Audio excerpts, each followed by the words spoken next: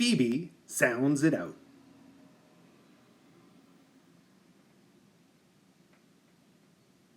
Phoebe pulled on her rain boots. Mama called them galoshes and Grammy called them wellies, but Phoebe called them rain boots because that was what they were for, splashing about in the rain. Phoebe liked her boots a lot.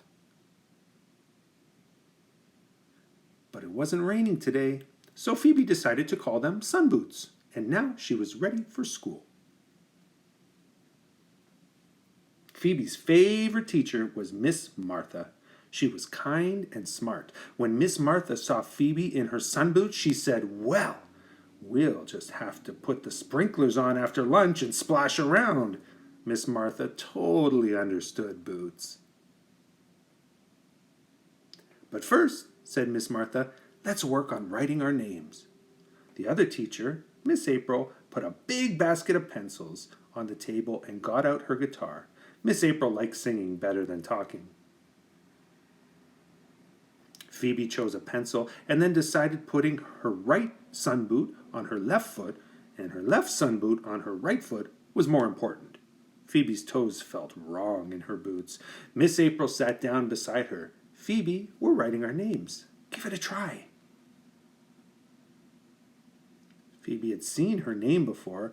Mama even stitched it on her ladybug backpack, but it started with a P and had a whole lot of other letters that didn't make sense.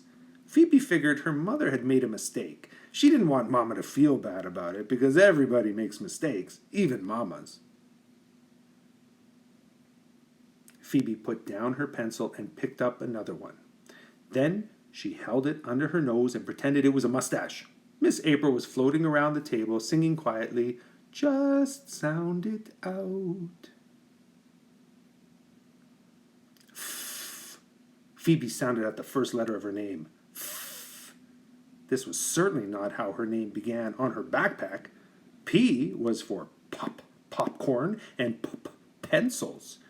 She knew the letter that made the right sound, one line and two sticks. The next sound was E. Phoebe drew one and threw in an extra so the first E wouldn't feel lonely. Maybe that was what Mama was thinking when she stitched that crazy O. And now Phoebe was at a letter she loved, the only one that made sense on the ladybug backpack and when she sounded it out, a bubble with a stick. The hard part was getting it to face the right way. At the end of her name was the E sound again. Phoebe wanted to try something different. Maybe she could borrow the letter that was at the end of Nikki's name. It sounded right. Nikki wouldn't mind. Miss Martha came over and looked at the children's work. "Something's not right," she said. She turned and walked away. Phoebe's boots felt hot on her feet. Maybe they really were only for rainy days. Miss Martha returned and placed a box on the table. "We forgot to decorate our names with glitter glue." Phoebe liked glitter glue a lot. She opened the orange tube and squished it all over her name. It sparkled and shone. When Phoebe ran out of glitter glue, she switched her right sun boot onto her right foot and her left sun boot onto her left foot. Ah, that felt better. Phoebe handed her name to Miss Martha, who smiled and said, "What a great start."